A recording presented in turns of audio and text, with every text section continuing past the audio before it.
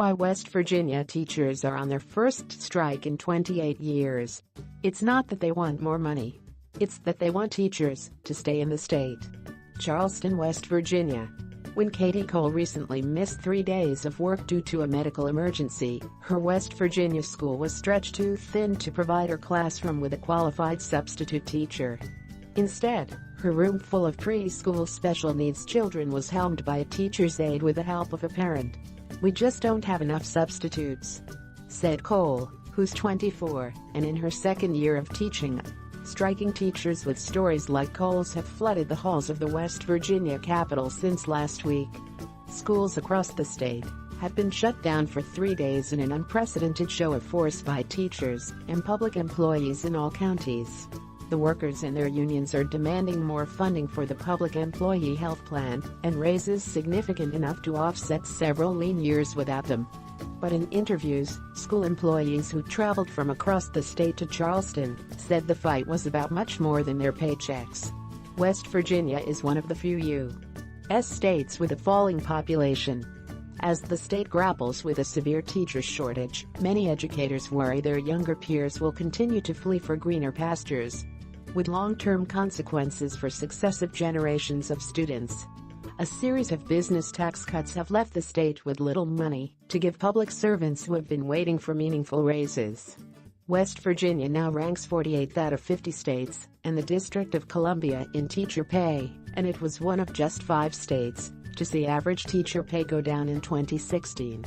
According to the National Education Association, of West Virginia's 55 counties, more than half border a state with better teacher pay, and the state was trying to fill 700 vacant positions as of last spring. "There's just no reason to stay here, especially the ones who aren't married," said Patty Hamilton, a second-grade teacher with 30 years at the same elementary school. "It's very sad that this is happening."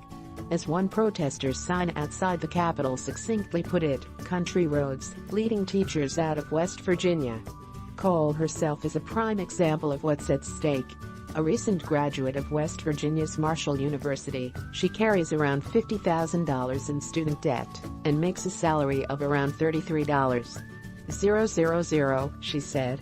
She wants to earn her master's degree, but fears taking on more loans when legislators balk at 1% and 2% raises. She guesses she sinks around $1,000 per year into supplies for her classroom to make up for inadequate funding. Her fiancé believes they have better prospects out of state. What's kept her in Kanawha County so far is her fidelity to home. "It's something you can't explain to people who aren't from here," Cole said. The feeling among strikers is that the state has milked their love for teaching and for West Virginia as much as it can. While many teachers receive annual increases based on length of service, the state legislature has not granted teachers an across-the-board pay increase since 2014.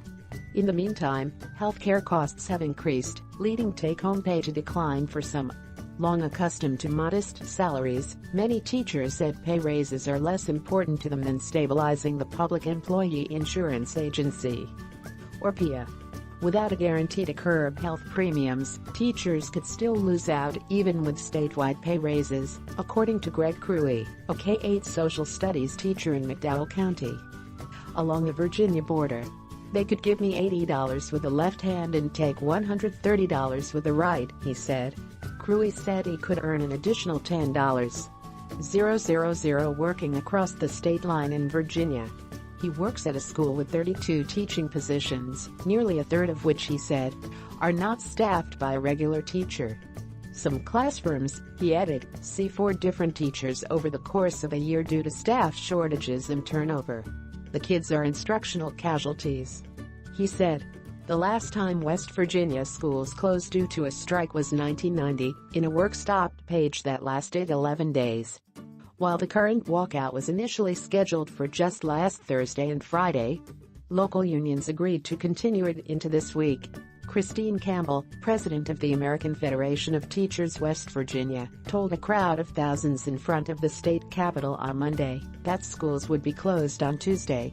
Public sector workers in West Virginia do not have collective bargaining rights, and strikes by public employees are illegal. School districts could potentially pursue court injunctions ordering teachers and other employees back to work if the strike continues. But judging from the honks of support from drivers passing protests and picket lines, not to mention the considerable number of students who came out to protest at the Capitol, the teachers have a lot of public support behind them. They are gambling that legislators and Republican Governor Jim Justice will make a satisfactory offer before they begin to lose leverage. Justice was expected to travel to a handful of counties across the state on Monday, in what unions described as an effort to urge certain districts back to work to weaken the strike. But at publication time, all 55 counties were still on board, according to Kim Randolph, spokeswoman for the West Virginia Education Association. Among many teachers, there's a sense that they have little to lose. Paige Muendel, a 7th grade special education teacher from Morgantown, said her take-home pay has decreased due to rising healthcare costs. She lives close to the border of Pennsylvania, a state where the average teacher's salary is $20,000 higher. So far, she's resisted looking for a job there, but she doesn't know how long she could hold out under the status quo. "I've considered it, but I'm here in West Virginia for a reason," said Muendel. "I don't want to leave my home. I don't want to leave my state.